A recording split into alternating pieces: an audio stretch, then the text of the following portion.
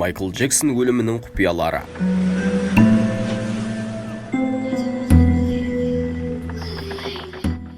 Әлемнің поп королі Майкл Джексон тірі болғанда жасы 61-ге таяп қалар еді. Бүкіл дүние жүзінен миллиондаған әсіре жанкүйер таба білген поп жұлдыздың оқыста қайтыс болуына не себеп болды? Оның өлімінің құпиясы неде? Осы тектес сұрақтардың жауабын табуға тырысып көрелік.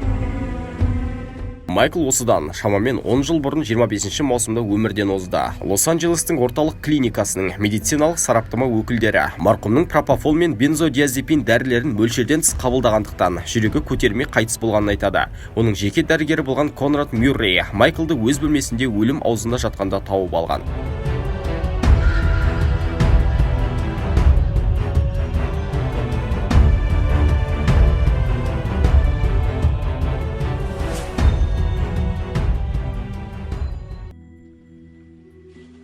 Біз білмеуге тиіс болған оқиғаның шынайы сюжеті иллюминаттарға қатысты болған деген пікірлер де бар. Иллюминаттар бұрынғы масондардың қазіргі өзгерген бүркеншік атауы болып табылады. Ол саясат қой, оның музыка әлеміне қатысы қанша деңіз келеме, дегенмен қатысы бар деп есептемейтіндер де бар. Бүгін осы туралы әңгімелеп көрейік.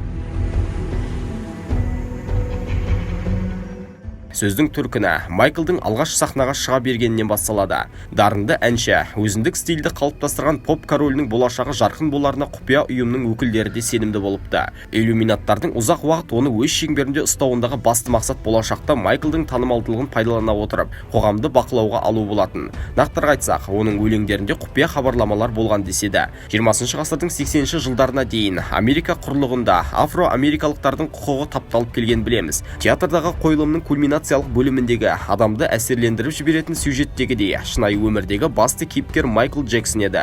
Көпшіліктің сиқымына келмейтін қара тәнді адамдардың сол кезеңде жұлдыз болып шығуы ешкімнің ойына келмегендіктен, оны таныған қоғам жаңа дәуірдің қаһарманы деп білді.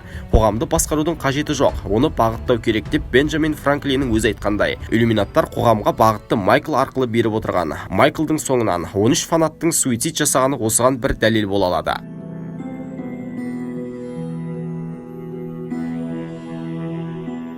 Адамның жасы ұлғайған сайын бұйырған істі орындағысы келмейтіндіктен мега жұлдыз Майклда кейіннен құпия ұйымның еріксіз машинасына айналды. Еркіндік болған жоқ.